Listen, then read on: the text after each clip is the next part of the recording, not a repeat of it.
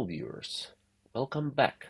In today's video we're gonna be fixing my Elegoo printer and talking a little bit about the process itself and my thoughts about the printer.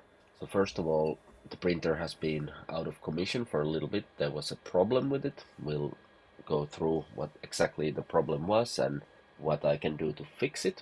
And then a couple of other things I wanted to mention here is that in my previous video about the CNC machine, I didn't show all the upgrades that I'm planning to put there because some of them are 3D printed. So I'm waiting to get my printer fixed today to be able to print those parts for the CNC, and I'm gonna be showing those in the next CNC video. In addition to that, I've also for this video switched over to DaVinci Resolve for my editing software. I used to use LumaFusion, but I've now switched over to DaVinci Resolve, and I hope that doesn't show up negatively on the videos. Alright, so for the background, my 3D printer is the Elegoo Neptune 4 Pro. I went for it for a couple of reasons. It was very reasonably priced compared to the features that it offers. I especially wanted a printer with clipper, and this was basically the cheapest, well equipped clipper printer in the market at the time of buying it. And the problem that I have are some of these errors that come up. So the printer kind of stops in the middle of a print and shows strange memory or overheat problems or something like that, and that needs to be fixed. The reason why these problems exist right now is because of myself. I updated things that I weren't supposed to update on Elegoo, and that is one of the main problems that I've noticed with the printer. I've had it for about half a year now, and when it works, I couldn't fault it. I can't recommend it enough. For when it works, it makes excellent prints for the price. It's very quick. It's extremely easy to set up and to use.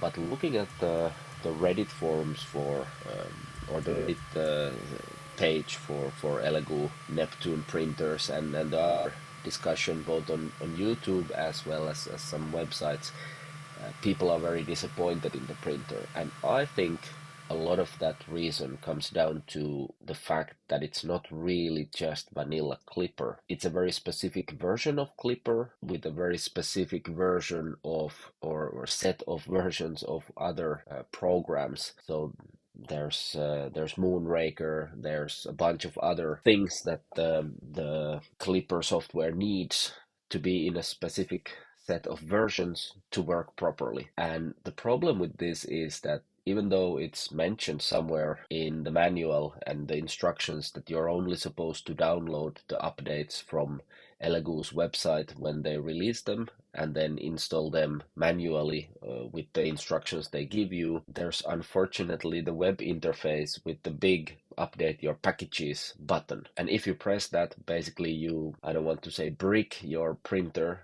but basically you can make it unusable until you do some hardware fixes. So Elegoo haven't kept the clipper standard. My understanding is it's because the touch screen in front of the machine wouldn't have worked in the first version that they released with the clipper that was out at the time. So they had to do some custom things for that, but that also got their versioning stuck to that point in time. So if you manually or even automatically through the web interface, if you update some of the packages within Clipper, the different packages, the thing altogether will not work. So that's a big problem, and I think most people will just look at the update button and press it on the web interface. Of course, if you're not using the web interface, if you just interact with the printer on the touch screen, this is a non-issue for you. You're gonna be updating it anyway, only through Elegoo's own update packages. But most people who go for Clipper, I'm thinking, go for it because of the web interface, because of the fact that you can use it through your computer with a browser or directly from the slicer like I do. I use Orca Slicer, and I start the print jobs directly from the slicer. So that's the background for this, but it's a problem that can be fixed. So let's fix it today. First of all, how I can fix this problem? Well, I contacted Elegoo support, and to be honest, they work very well and also very quickly. I got in touch with them on email. It was a weekend.